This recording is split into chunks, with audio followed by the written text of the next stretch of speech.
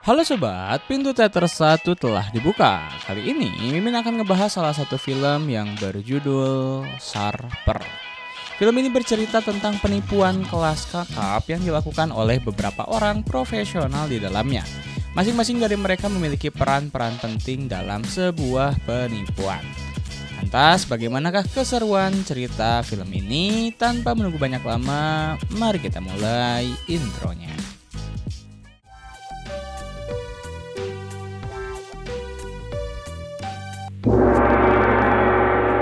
Scene diawali di sebuah toko buku di mana terlihat seorang penjaga bernama Tom sedang bekerja siang itu. Tom kedatangan seorang mahasiswi yang sedang mengejar gelar dokter bernama Sandra. Dia datang mencari sebuah buku sebagai hadiah untuk dosennya. Dan dari perbincangan singkat mereka, terlihat Tom memiliki ketertarikan kepada Sandra. Karena dengan gaya bahasa Sandra dan juga parasnya yang manis. Sehingga tanpa basa-basi, Tom menawarkan Sandra untuk makan malam di sebuah restoran Cina.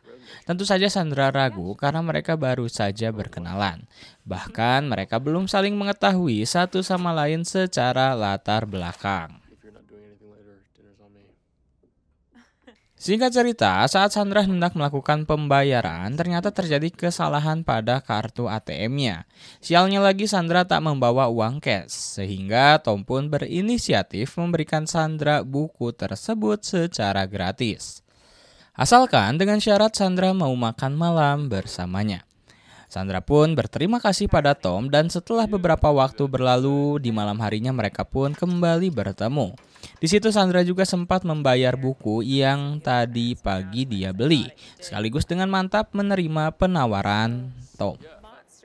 Di saat dinner berlangsung, terlihat obrolan keduanya sangat akrab karena mereka memiliki hobi yang sama, yakni membaca. Sandra juga sempat mengatakan kalau dia menyukai buku yang sama dengan yang Tom baca.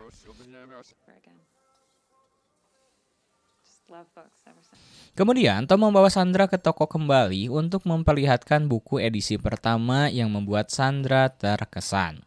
Bahkan mereka pun sempat terhanyut dalam bisikan setan. Semenjak itu, keduanya lantas bersama dan menjalani hari-hari sebagai sepasang kekasih.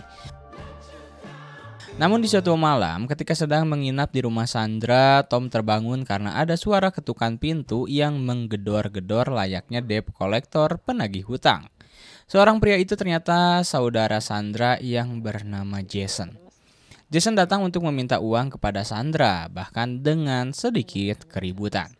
Kemudian adegan berpindah ke siang hari di mana Tom mendatangi Sandra karena seharian ini Sandra tidak membalas pesannya sama sekali.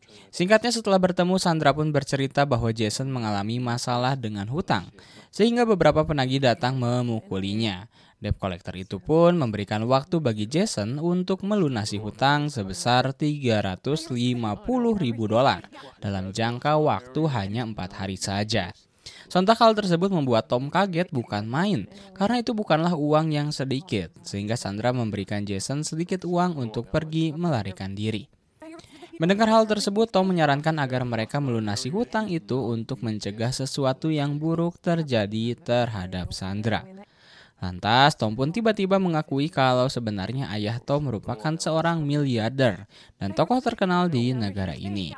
Tom mengatakan memiliki uang ayahnya di rekening yang cukup untuk menyelesaikan masalah tersebut.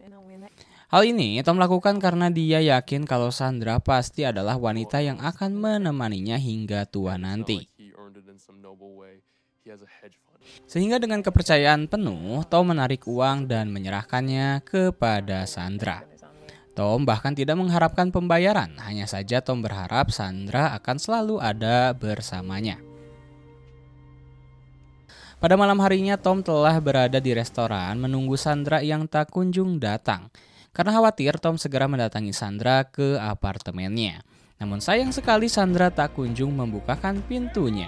Dan dari situ Tom baru menyadari kalau Sandra sudah kabur dari kehidupan Tom, alias hanya memanfaatkan Tom saja. Kemudian, scene berlanjut mengikuti cerita Sandra, di mana Sandra ternyata diketahui bernama asli Sandy. Pada malam Natal tersebut, Sandy datang menemui petugas yang bertanggung jawab atas pembebasan bersyarat. Karena sebelumnya Sandy pernah masuk dalam jeruji besi. Sandy mengakui kalau dia menggunakan obat-obatan terlarang yang mana hal itu merupakan sebuah pelanggaran yang bisa membuatnya kembali masuk ke dalam penjara. Sehingga Sandy mencoba merayu petugas dengan sejumlah uang. Akan tetapi dalam hal ini, Sandy justru membuat petugas semakin yakin untuk menjebloskan Sandy ke dalam penjara lagi.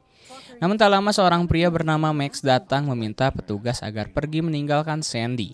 Bahkan Max memberikan jam tangan Rolex-nya kepada petugas tersebut untuk sogokannya. Setelah menerima kesepakatan itu dan pergi, dengan kebingungan Sandy pun mendatangi Max di halaman gedung. Saat itu terlihat Max mengeluarkan jam tangan lainnya dari dalam mobil, sehingga bisa diketahui kalau jam tadi yang diberikan pada petugas adalah palsu. Kemudian Max pun mengajak Sandy untuk ikut bersamanya. Bahkan sempat memberikan $1.000 pada Sandy. Tak hanya itu, Max juga akan memberinya pekerjaan yang gajinya cukup besar. Tentu Sandy pun tertarik tanpa merasakan kekhawatiran kepada Max. Setelah sampai di kediaman Max memberikannya pilihan lagi pada Sandy. Apakah Sandy akan pergi membawa uang $1.000 atau tetap di sini dengan menghasilkan banyak uang? Sandy pun tentu memilih tetap berada di sana. Keesokan paginya Max memberikan inisiasi dan petunjuk untuk pekerjaan yang akan mereka jalankan.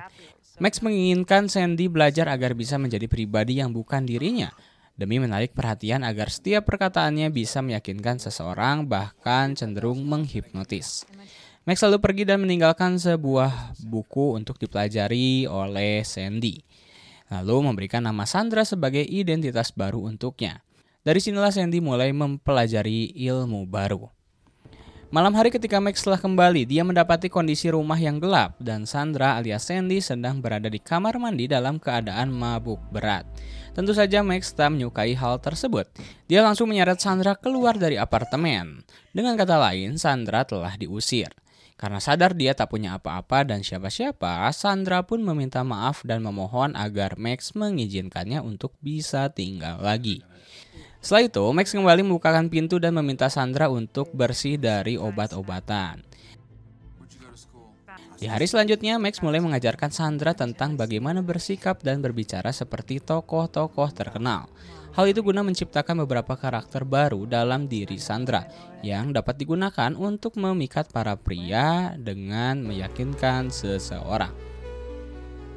Sekaligus mereka juga ingin melakukan uji coba dengan mendekati seorang pria di restoran mewah. Sandra kali ini menjadi seorang wanita yang cerdas dan berkelas dan membuat pria tersebut mau membawa Sandra ke kamarnya. Hasilnya cukup mencengangkan. Ternyata hanya dalam waktu 40 menit Sandra berhasil meyakinkan pria itu untuk membawanya ke kamar apartemen pria hidung belang. Namun tak lama tiba-tiba seorang pria menggedor pintu sehingga ketika dibuka tentulah itu adalah Max yang mengaku-ngaku sebagai kekasih Sandra. Mereka lantas memainkan peran sebagai kedua pasangan yang dipergok selingkuh. Dengan segala improvisasi, Sandra mampu memainkan perannya. Dia menenangkan sang target dan berhasil meyakinkan agar keluar dari kamar untuk memberikan waktu berbicara dengan Jason alias Max. Kemudian mereka segera menggeledah kamar target dan mengambil barang-barang berharga, bahkan uang tunai milik targetnya. Scene pun berlanjut di mana Max kembali ke masa mudanya. Max kala itu digambarkan sebagai seseorang yang tampan namun berperilaku cukup kasar. Nampak Max juga sedang mendatangi kediaman ibunya yang bernama Madeline. Dia baru saja dinikahi oleh seorang pria kaya raya dan terkenal bernama Richard. Tetapi Max tidak menyukai Richard ini. Max justru menyebutnya sebagai pria tua. Dalam hal ini Madeline merasa bersalah sehingga membawa Max untuk berbicara.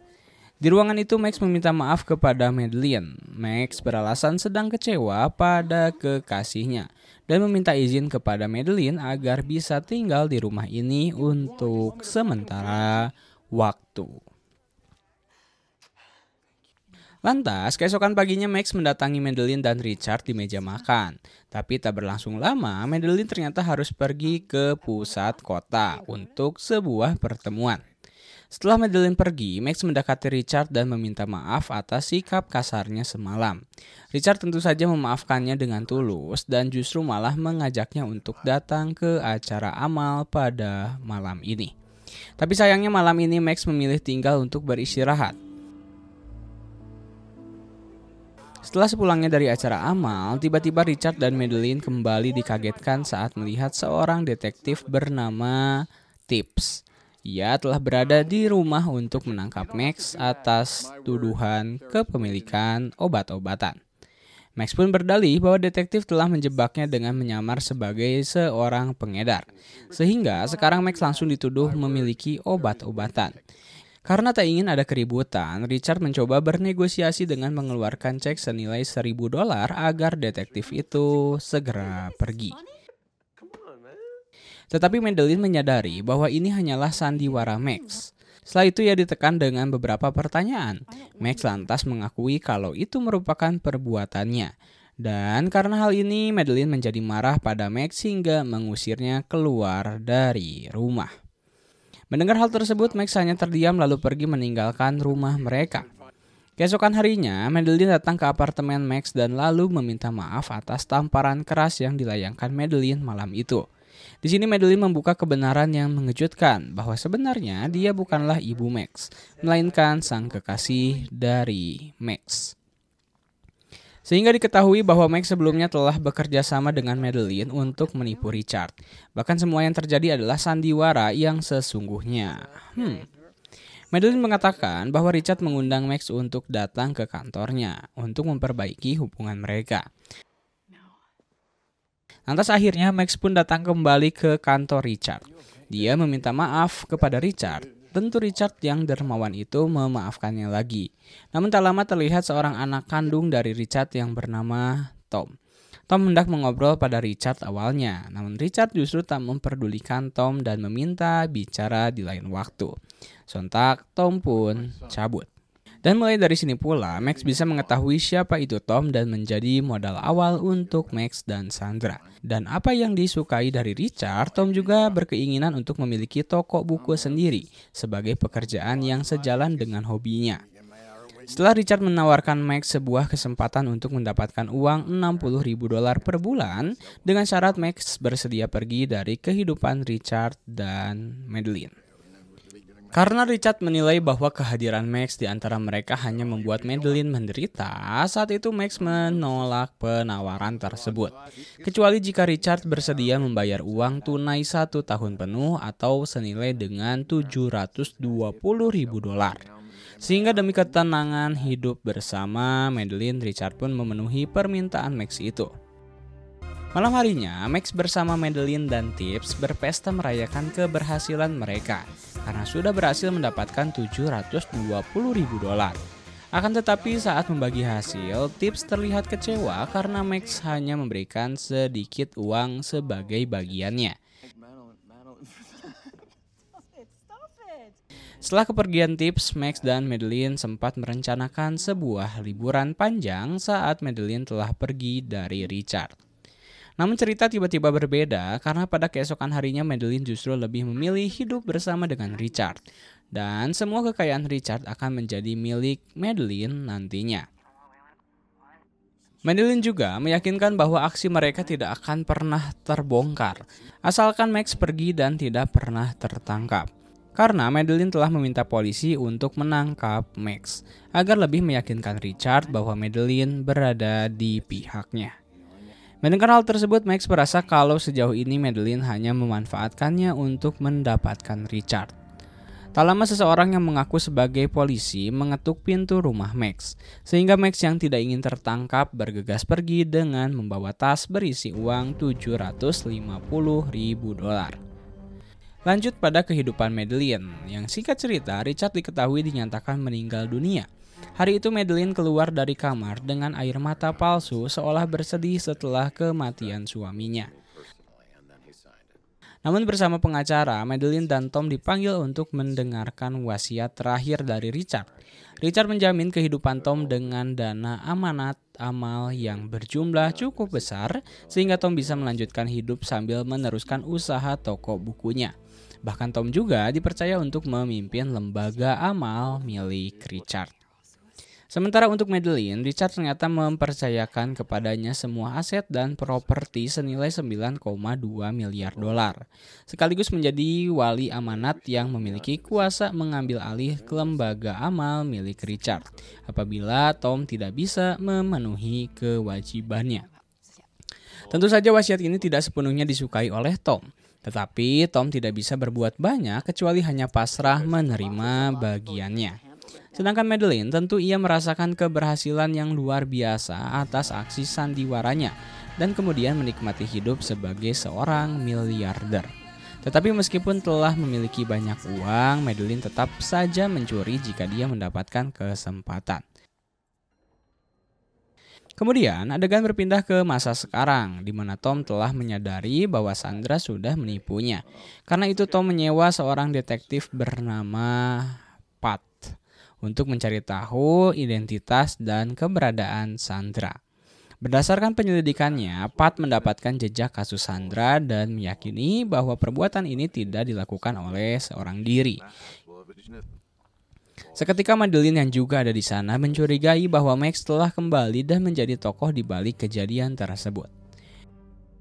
Malamnya, Madeline menyampaikan niatnya untuk menjual apartemen ini kepada Tom dan akan mencarikan apartemen baru bagi Tom di tengah kota agar Tom tidak perlu berkendara jauh untuk pergi ke tokonya.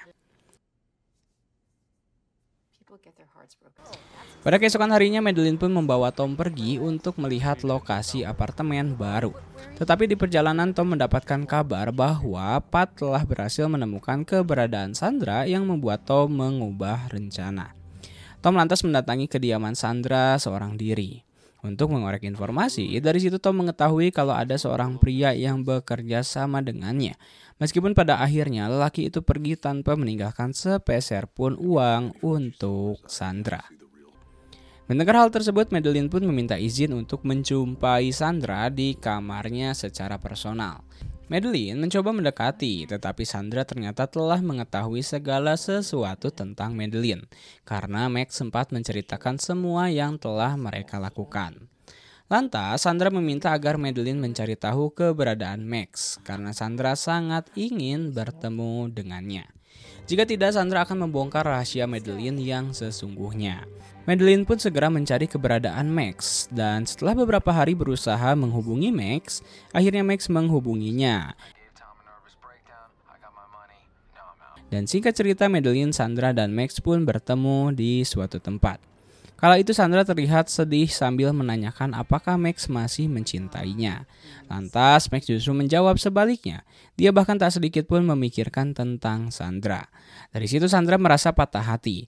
Bahkan Max enggan meminta maaf atas apa yang telah dilakukannya.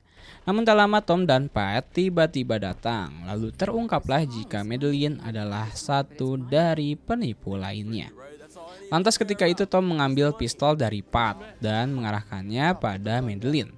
Namun Sandra segera menjatuhkan senjata tersebut yang kemudian diambil oleh Madeline. Melihat itu Tom yang marah menantang Madeline untuk menembaknya. Tentu saja Madeline tak mampu melakukan itu. Akan tetapi tiba-tiba Tom mendekatkan diri pada pistol tersebut dan sengaja menembakkan dirinya sendiri. Tentu Madeline langsung mengatakan kalau dia tak menarik pelatuknya. Max juga mengiyakan hal tersebut, namun Pat yang saat itu posisinya ada di belakang Tom meyakini jika Madeline telah membunuh Tom. Hingga Pat dan saksi lainnya melihat Madeline sebagai pelaku penembakan. Dari situ, Madeline yang tidak ingin dipenjara lantas membuat kesepakatan, yakni mengembalikan semua uang dan hartanya ke Yayasan Richard. Lalu berjanji akan pergi jauh dari kota ini. Tentu saja pada hari itu juga, mereka langsung pergi ke kantor pengacaranya dan menandatangani surat pengalihan harta kekayaan itu. Setelahnya Madeline bersama Max dan Sandra bergegas pergi ke bandara untuk berpindah ke kota Oklahoma.